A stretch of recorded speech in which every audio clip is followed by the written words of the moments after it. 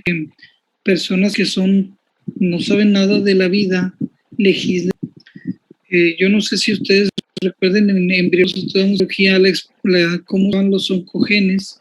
Oncogenes hacen que crezca unas células a madres, por ejemplo, hagan los fetitos, vayan creciendo desde la vida de embrionaria, que dura 7 a 8 semanas, y luego después la vida fetal, pero en la vida inicial, cómo crecen los órganos y se desarrollan con una información impresionante, cómo va formándose una célula de pulmón, por ejemplo, el tejido pulmonar, y llega a un límite en que ya el oncogen que desarrolló los tejidos pulmonares se bloquea para que no siga produciendo pues, un organismo que explote a la mujer o la mate.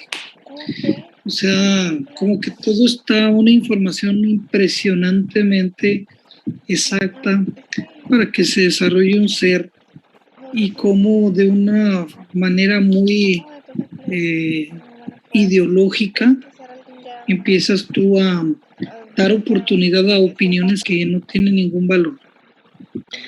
En 1900 creo 80 por ahí, la Madre Teresa de Calcuta ganó el premio Nobel, y hay un video donde no puedes matar a un niño, porque el niño, que una madre mate a un niño, no es una decisión sobre su posición, que ella toma, pero afectando a una vida que es completamente diferente. Yo puedo decidir sobre mí, pero no sobre la vida de otra persona más. Y el nene es independiente de la mamá. Hay mamás que no los quieren, mamás que sí los quieren, pero yo creo que estamos cometiendo un error muy grande. Hay mucho dinero ahí. Yo creo que le van a dar mucho dinero a los países que han aceptado el aborto. Ganan mucha lana en tráfico de órganos. Creo que ganan mucha lana en lo que es un aborto. Se hacen negociazos, ¿no? Y yo pienso que es muy triste que nosotros, los que cuidamos la vida, hemos aceptado el aborto. Se los digo porque pues estamos en esa coyuntura ahorita en México, y unos ministros que son una bola de idiotas y no saben nada de biología, pues hablan de eso. La doctora Pilar Calva Mercado es una genetista, habló hace poquito ante el Congreso, le permitieron hablar, y yo la conozco, y conozco al doctor José Juan Calva Mercado, un infectólogo de gran reconocimiento de nutrición, el doctor, un maestro de mucha gente. Me dio mucho orgullo oír a la doctora Calva hablando cómo un ser es tan perfecto y tan indefenso, y cómo puede haber una campaña ahorita que dicen que para proteger a la mujer. Yo soy muy feminista, colegas, estoy en contra de que se haga sojuzgamiento a las mujeres, pero hasta un punto de vista donde se respete a un ser. Y yo pienso que una mujer, cuando tiene un buen consejo, cuando tiene alguna situación de un embarazo que no desea, se puede resolver de otras maneras. Si no quiere a bebé, puede darlo en adopción a otra gente, o pueden hacerse mil cosas antes de llegar a matar a una persona. Bueno, pero es una situación que tristemente lo que antes era como aceptado por todos, sobre todo los médicos, hoy es hasta debatido por los médicos por causas de ideologización.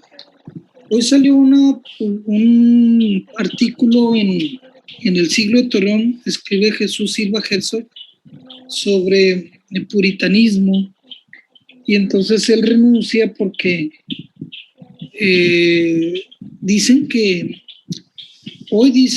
por ejemplo, dice nuestro secretario de Educación, que, bueno, no el secretario de Educación, sino habla un ideólogo que se llama Marx, no sé cómo, su nombre es Marx, creo que es Marx Arriaga o algo así, y dice que todo lo que tú tengas de de información debe ser para encauzar, o sea, lo que tú aprendas debe servir para la lucha de clases, para restablecer el orden. Si no nos sirve, la lectura no puede ser una lectura de placer.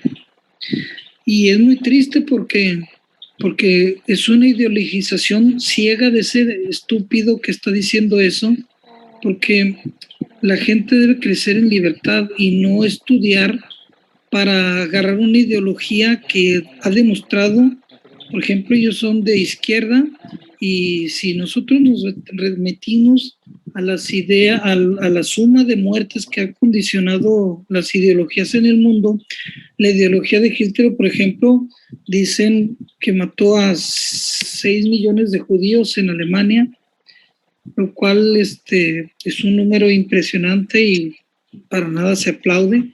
Pero si ustedes, por ejemplo, analizan el número de muertes que hizo José Stalin, el hombre de hierro, que José Stalin quiere decir Stahl, de steel, de hierro, pero su nombre verdadero era diferente, Josip Vissarionovich David Nihardase Shizdov Duhasvili Koshpa, y ese señor con ese nombre que tenía hizo una persecución y mató a más de 20 millones de personas en la Unión Soviética. Cuando instauraron los campos de concentración soviéticos, los gulags, que todavía ustedes pueden leer un libro o ver una película, si no quieren leerla, una película de Alexander Solzhenitsyn, premio Nobel de la literatura del siglo anterior. Hoy parece ser que todos los hechos por la ideología se derrumban ante una verdad inminente. Entonces, lo que dijo la Madre Teresa en los años que le dieron el premio Nobel, hoy parece ser que es un cuento de locos, como si estuviera hablando lo que antes todo se aceptaba, hoy por la democratización de que cualquier persona puede opinar, lo cual es válido porque es un derecho al lenguaje de la persona, pero vas a opinar cuando conoces de un tema.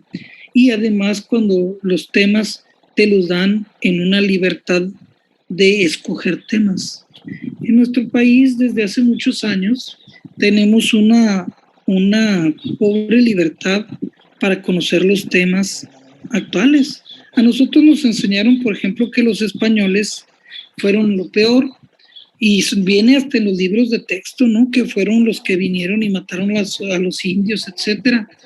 Y está muy bien que acabaron con una gran civilización, y etcétera, pero no se niega que en todas las conquistas existen excesos, en todas las conquistas, pero tampoco que se va a aceptar como un grupo de españoles viene y conquista México y entonces siendo pocos, aunque traen armas, logran vencer con la ayuda, sobre todo los azcaltecas mexicaltzin, se une a la compañía española y derrotan sitiando a la Gran Tenochtitlán para formar un gobierno de unidad y empezar a ser una nueva nación.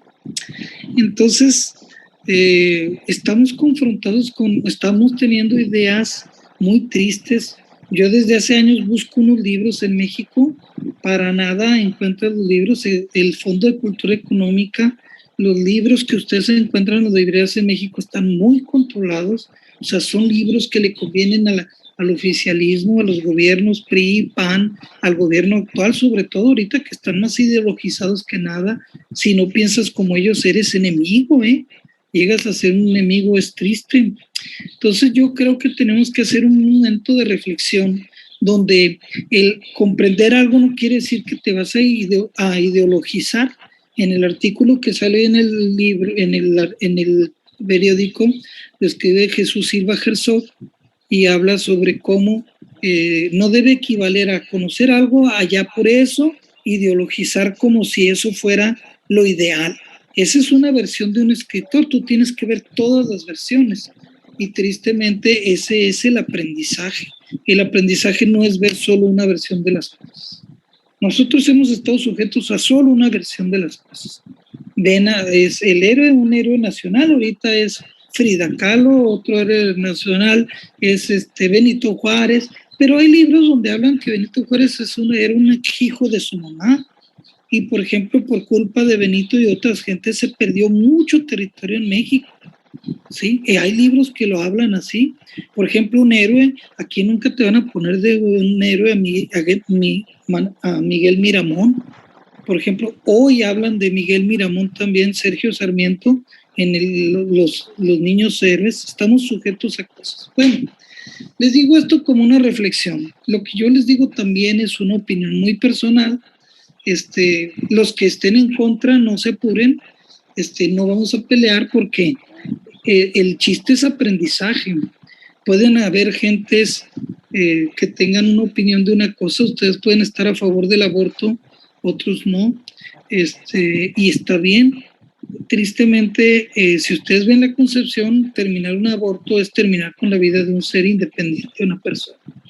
Ustedes fueron independientes de su mamá, ¿sí?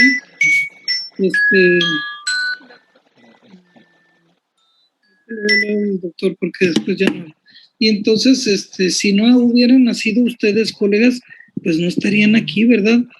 Claro que a lo mejor a ustedes los desearon y están aquí, pero yo creo que yo no sé si yo fui deseado o intrínsecamente en el alma de mis papás, yo no sé hasta qué grado fui deseado, ¿sí? Entonces, les comento que si fuera otro tiempo, mis papás, que eran más o menos chapados a la antigua, pues para nada iban a pensar, yo creo, quizá en el cerebro abortar, pero las generaciones actuales ya tienen otros conceptos de derechos, etcétera, y bueno, son situaciones difíciles.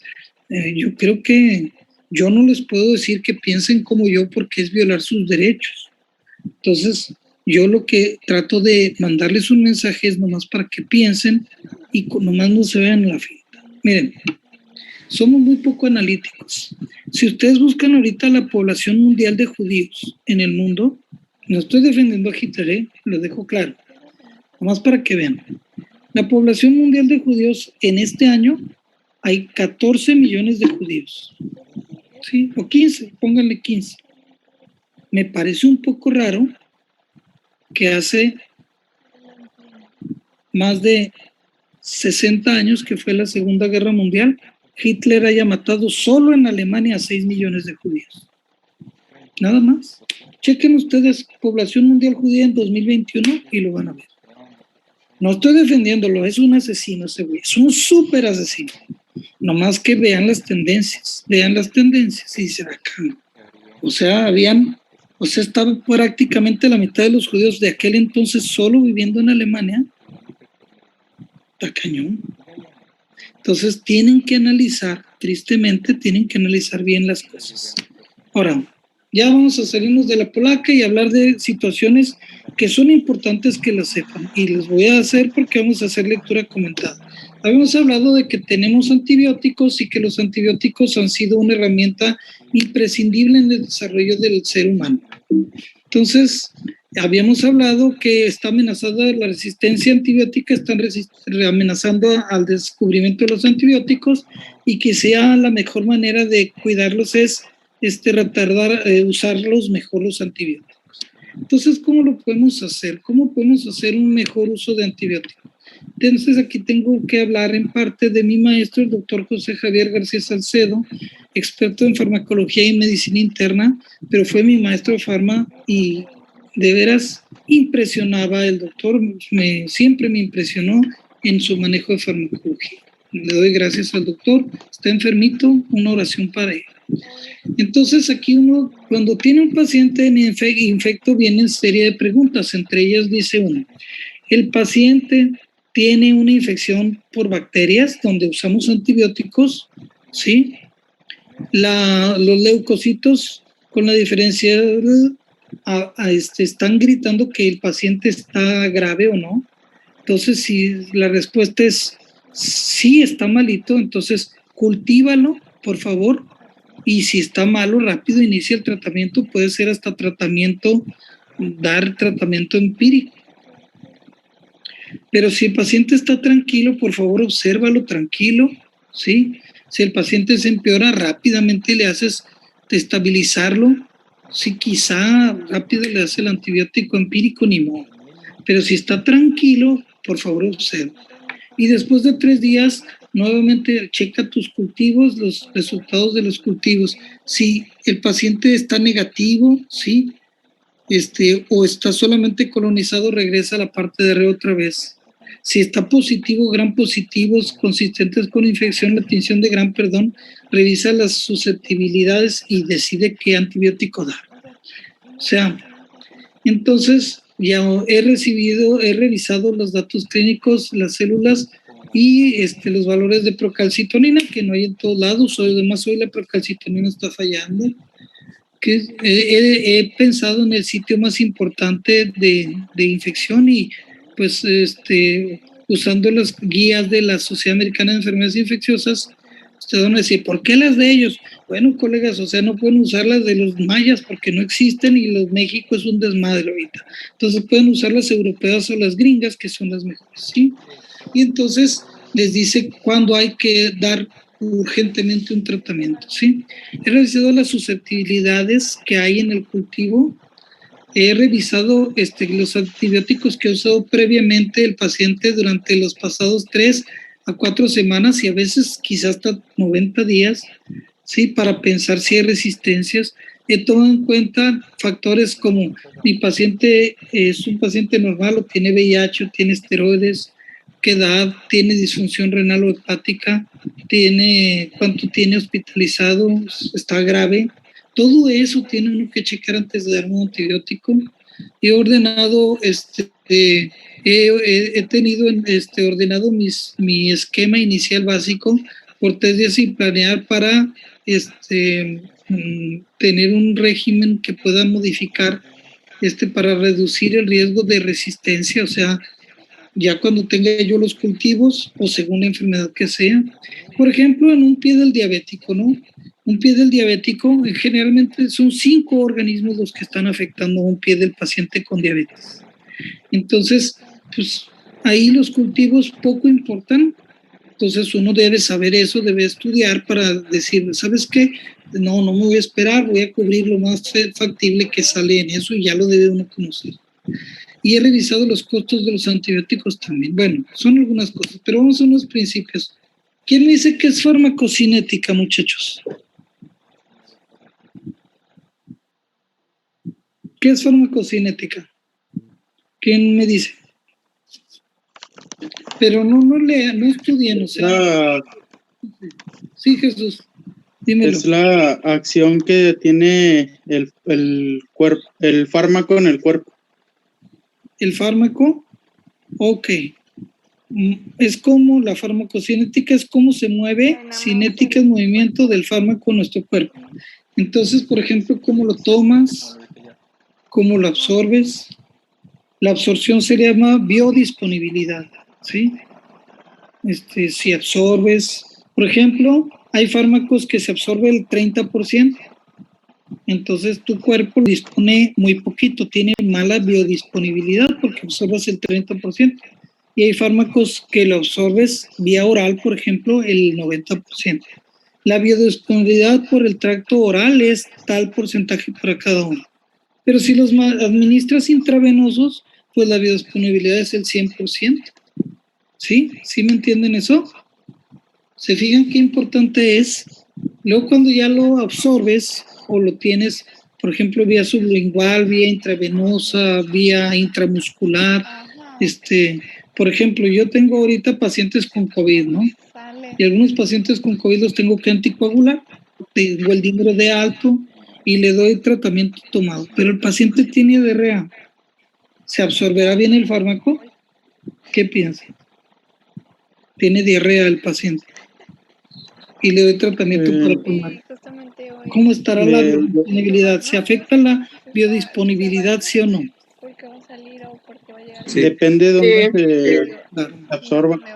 Depende de dónde se absorba, pero si hay alguna alteración digestiva porque estás intoxicado, el fenómeno de absorción generalmente trata, la diarrea es expulsión de algo que te hizo daño. ¿Está bien? Entonces, esto es farmacocinética, bueno, se absorbe, la absorción, y luego el metabolismo, ¿sí? ¿Dónde se metaboliza? ¿Dónde se hace pedacitos el antibiótico? ¿Sí? Y por dónde se elimina. Más o menos eso es, o sea, cómo camina el fármaco en el cuerpo, cómo camina. ¿Sí? Básicamente. ¿Y qué es la farmacodinámica? Lo que el cuerpo le hace al fármaco. Lo que el fármaco hace, esto es farmacocinética, es lo que el cuerpo le hace al fármaco, cómo lo rompe, cómo lo absorbe, cómo lo elimina. Y esto es lo que el fármaco, cómo se mueve, cómo hace su trabajo el fármaco. Y entonces, hablando de los antibióticos, vamos a entender estas cosas viendo esto. Fíjense, tenemos que saber qué es una concentración mínima inhibitoria. ¿Quién me dice? Ah, caray. Eso vimos una vez. Equivóquense, muchachos. ¿Qué piensan? Aquí el chiste, les pongo así el planteamiento y quiero que su cerebrito que tienen, digan, pienso que es esto. O sea, es un... No podría ser como lo análogo a la ventana terapéutica, que había una concentración mínima en la que ¿Concentración mínima en la que qué? En la que tiene acción terapéutica. En este caso, pues... Más o menos, ¿estás bien? Perfecto. ¿Alguna otra idea? ¿Pero por qué dice mínima inhibitoria? ¿Inhibitoria de qué? ¿O qué? Tengo entendido que sería la concentración más baja del fármaco en el que puede inhibir el crecimiento de algún microorganismo. Muy bien, excelente. Entonces, todo lo que han dicho está bien, muchachos. Vamos afinando nuestro pensamiento de hacerlo un pensamiento crítico, de a madre, crítico. Ustedes deben tener un pensamiento crítico para que se paren en Alemania y pongan el punto en la llaga. Entonces, ahí les va. Es la menor concentración a la que no hay crecimiento visible por 16 a 20 horas en un medio de cultivo a 35 grados. Entonces ustedes ponen un medio de cultivo, así una caja de Petri, y la llenan de bacterias, ¿sí? Y le ponen una pastillita de un antibiótico. Ese antibiótico lo ponen en 1 gramo, por decirlo así, 2 gramos, 3, 4, 5, 6, 7, a 10 gramos. Y dices, es la concentración a la cual no veo que crezcan alrededor de la pastilla bacterias por 16 a 20 horas en un medio de cultivo a 35 grados. Me hago así, ya se ¿Sí me entienden? Entonces ustedes ven que en el agarcito que está, las bacterias no crecen, hacen un halo de inhibición y lo demás se ve turbio y lo demás se ve así inhibido.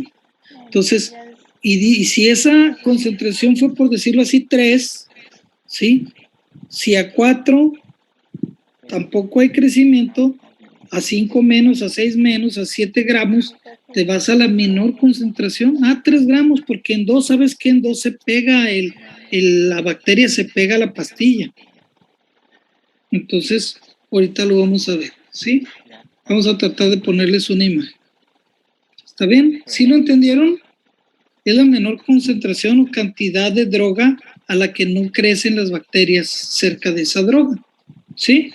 ¿Sí lo entienden? Sí, doctor. Órale.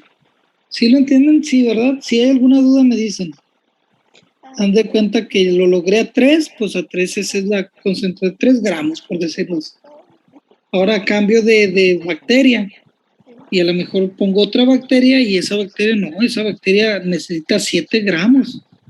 Es porque a 7, 8, 9 sí se mueren, pero a 6 se le pega, a 6 gramos el medio de cultivo se pega. Y dice, para esa bacteria con este antibiótico tienes que, para poder sostener 16 a 20 horas sin crecimiento a 35 grados, necesité en vez de 3, 7 gramos. O sea, para que cada bacteria es diferente según cada fármaco también. ¿Sí? ¿Qué es la concentración bactericida mínima? ¿Quién me dice?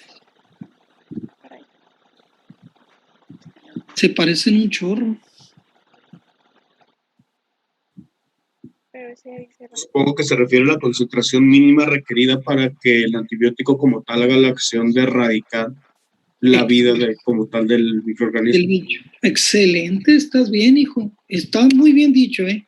Es la menor concentración que requieres para matar, fíjate, al bicho en el inóculo luego de 16 a 20 horas a 35 grados. ¿Y cómo sabes que una bacteria está muerta? Entonces, porque ya no hay crecimiento. Ok, está bien. Pero entonces tienes que hacer un análisis microscópico donde las bacterias tienen movimiento y paz, ya no se mueven. Ah, güey, están muertas. ¿Sí? ¿Está bien? ¿Cuál creen que sea más fácil? ¿Cuál creen que sea más fácil de hacer? ¿El que requiere es un microscopio a nivel mundial o el que es una visible, crecimiento visible al ojo humano? ¿Cuál creen que es la que se debe imponer en el mundo? En un mundo pobre como tenemos. ¿Que todos tengan a Wiwi un microscopio o que lo puedas hacer visible? Visible. Excelente, colegas. Excelente. Visible. ¿Por qué? Porque tienes que pensar en los africanos, ¿verdad? En nuestros pueblos pobres, ¿sí? Entonces, sería muy gacho que te obliguen a tener todos en el mundo, pues, que para ver concentraciones bactericidas mínimas, ¿sí? Entonces, vean cómo a veces no nos damos cuenta la justicia que existe, ¿sí? Y siempre criticamos. Entonces los alemanes, los japoneses, los gringos pueden hacer esto. Nosotros casi no podemos hacer eso. Entonces en el mundo se hacen los estándares mundiales y te dicen, esta es la MIC de esta bacteria. No, ustedes no han oído MIC, seguramente las concentraciones mínimas inhibitores es lo que se usa a nivel mundial. ¿Sí? Permítanme. Bueno, estoy en conferencia, dígame. Sí, dígame.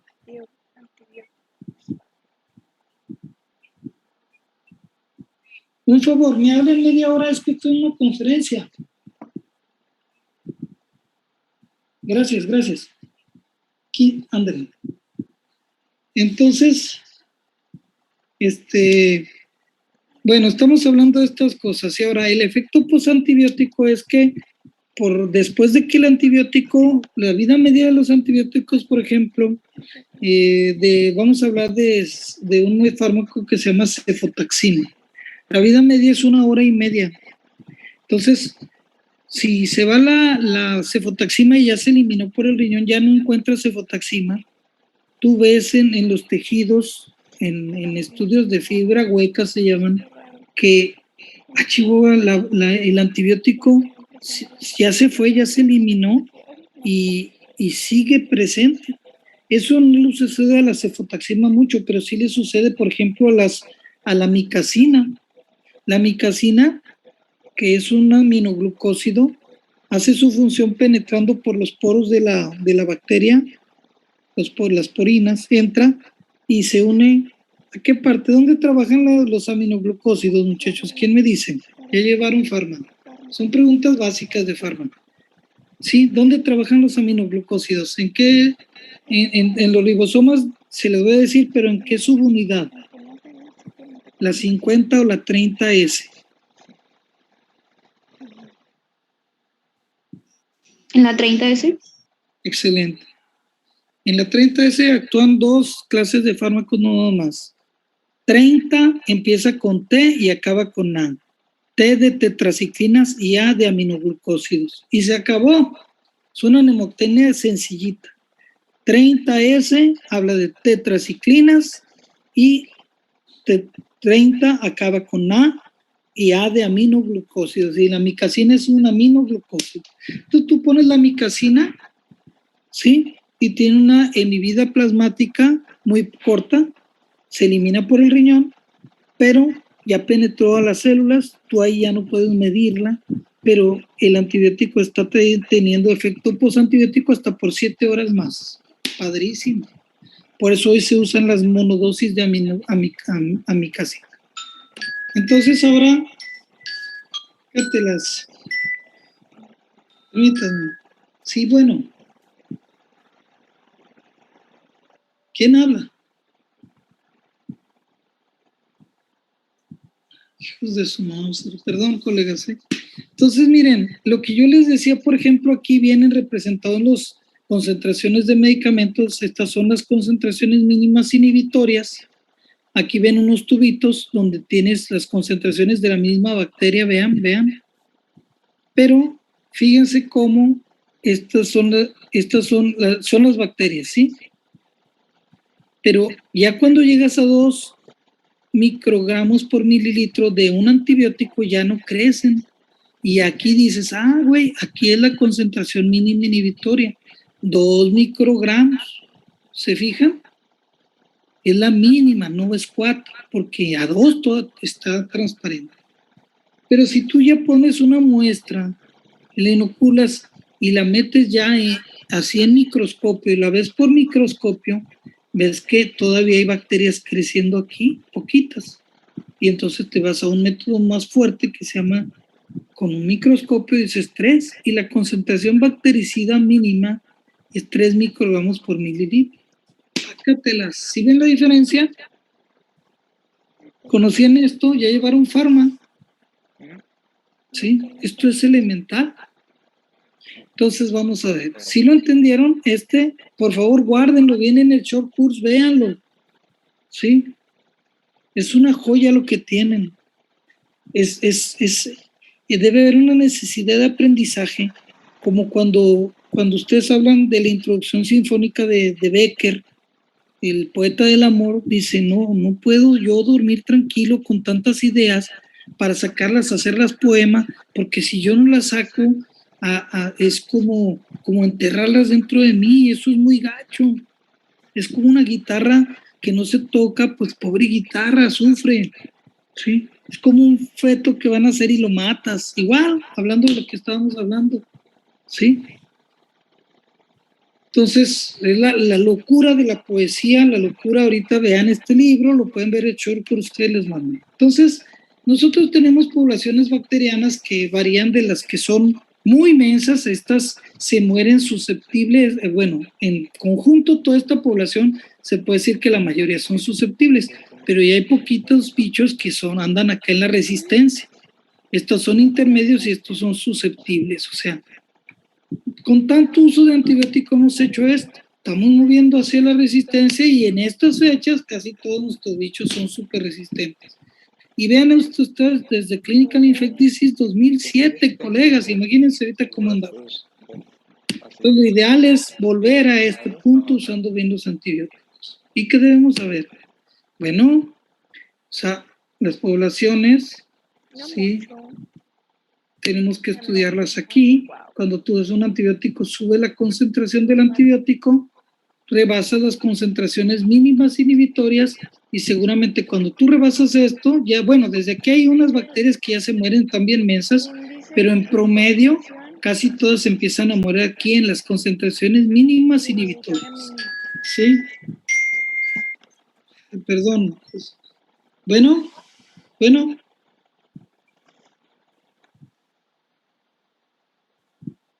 No se apure, mire, estoy en una conferencia, ¿me hablan 20 minutos?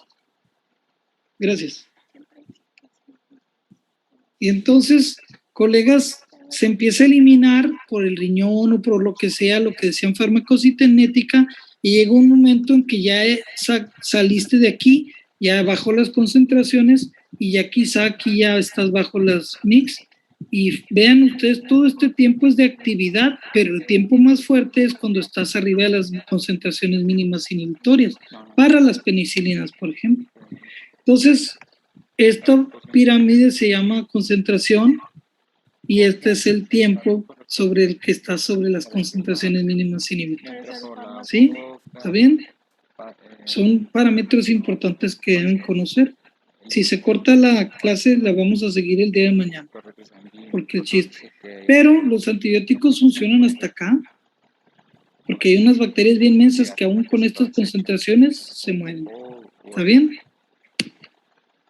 Todo esto se llama área bajo la curva, AUC, MIC, ¿sí? Este es un área de actividad Y ahí vienen unos ejemplos de cómo funcionan algunos medicamentos. Probablemente en esta gráfica nos vamos a quedar porque es muy compleja, pero creo que vean, esto es aminoglucosa, esto es quinolona, y vean los betalactámicos que actúan, estos dependiendo del tiempo, estos dependen del tiempo, más, y aquí a más concentración, concentras más, fíjense las concentraciones de 64 veces las mix, matas más, en menos tiempo matas más. En cambio, aquí metes más y ya no bajas, no bajas el tiempo, de 8 horas no bajas a 2 horas en acabar. Esto es bien importante, luego vamos a analizar por qué. De aquí se desprenden las formas de trabajar, los fármacos que actúan por tiempo mayor de las mix y los que actúan por concentraciones básicamente. Concentraciones altas para que le pegues durísimo al bicho y en otros porque para que el tiempo que tengas el antibiótico siempre esté arriba de las mix. ¿Sí?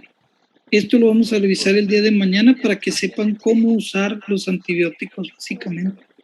¿Sí?